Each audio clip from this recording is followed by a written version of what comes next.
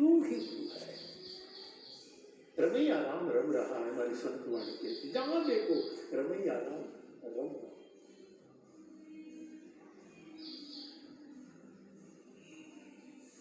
श्रोता तो तब पहुंचना है।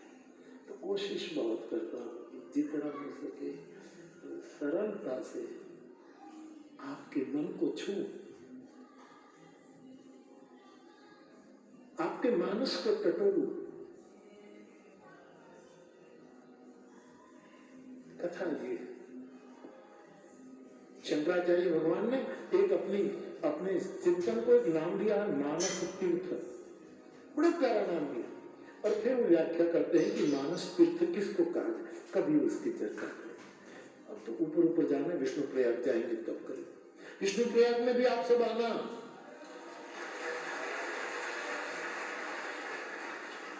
सब आपकी सराहना करते हैं कि कल कितना सुंदर तालबद्ध नाच नृत्य कर रहे थे, आप हिलोरे चढ़े।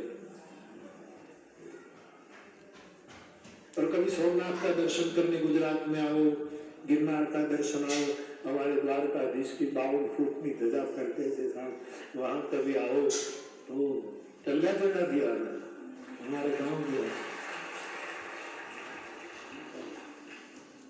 तो चलो कदाचित् मौनस्था क्वचिदपि च वाग्वाद विरक्ति।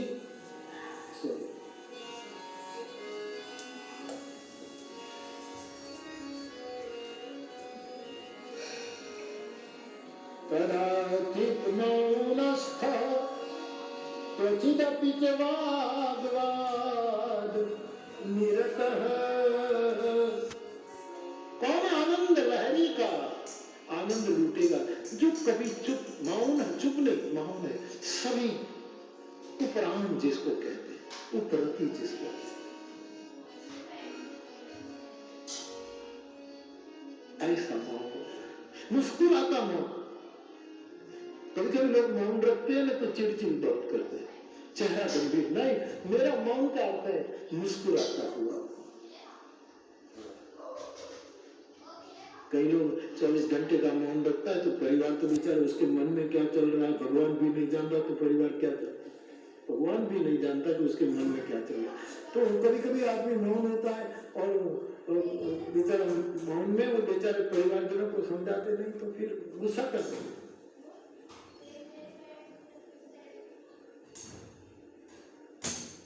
और देख लूंगा ये तेरा मौन नहीं है, मुस्कुराता हुआ, मुस्कुराते रहे, गुनगुनाते रहे। ये जीवन संगीत है, सुर सजाते रहे, मुस्कुराता हुआ। राम दुलारी बापू को मैंने देखे मुस्कुराता हुआ।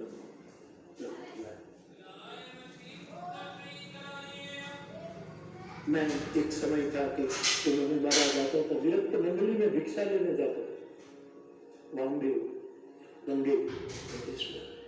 वो इतने प्यारे संत थे।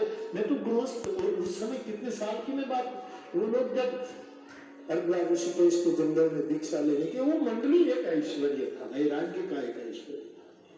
जब निकलते थे और कथा हरिद्वार में हो ऋषिकेश में है तो मैं अपना वो पात्र लेकर चला जाता था और प्रार्थना कि बहुत वात्सल्य देते थे। और कहने बापू आप तो हमारे साथ आई से, ये सब विष्णु दादा की कृपा। तो मैं कौन आप लोग भाव करता है, तो साथ साथ चलते, गंगा पार करते थे पैदल, जहां पानी कम हो।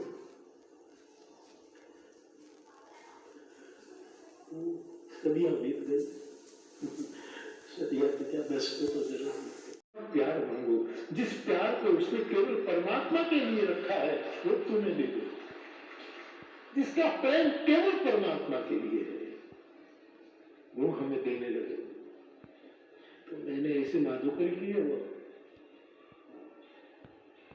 गंगेश्वरानंद जी, वो गंगेश्वरानंद गंगदेव, और सुबह सुबह महात्माओं का शौचालय साफ करते थे ना, उसमें सर्पदंश हो गया गंगदेव जी को। फिर वामदेव जी तो गो आंदोलन राम जन्मभूमि में कितने सक्रिय हो गए थे। उज्जैन की कथा थी, मैं दर्शन करने गया, बोले बापू राहत होती है ना तो मुझे लगता है मैं सन्यासी हूँ, मुझे इस मूवमेंट में क्या जाना, मुझे तो ब्रह्म अनुसार, लेकिन सुबह होती तो गौ बचाओ ये करो, मैं उसमें क्यों उलझ जाता, ऐसा मुझे मेरे से बात करते।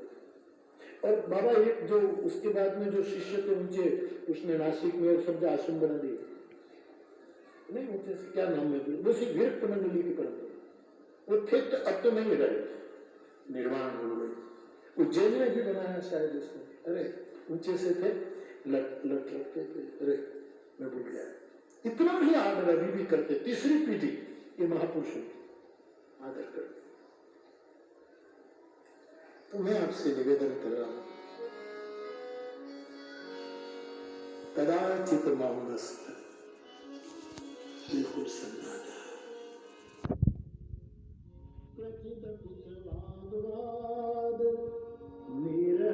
कभी कभी किसी से ब्रह्म चर्चा करने में वाद में निरत हो जाते थे, इतना बोले, इतने शास्त्र में डूब जाते, न बोले तो शांत। हमारा प्रवास साहब का एक ऐसा बहुत बड़ा सुंदर शेर है, मैं भूल गया कि बोले तो क्या हो और चुप हो तो क्या, एकदम का शेर प्रवास साहब भूल गया। तो यह आनंद लहरी है, कदाचित मौनस्थ क्वचिदपि च वाग्वाद निरतः, बोले तो बोले, चुप तो चुप, कदाचित स्वानंदे हसति रभसा त्यक्त वचसा। कौन है आनंद पुरुष? कदाचित स्वानंदे, कभी कभी अपने निजानंद में हसती, हंसता है, अकेला भागवत की रोदती कहते हैं, हाँ एक जगह भागवत में कहा कि कृष्ण के भाव में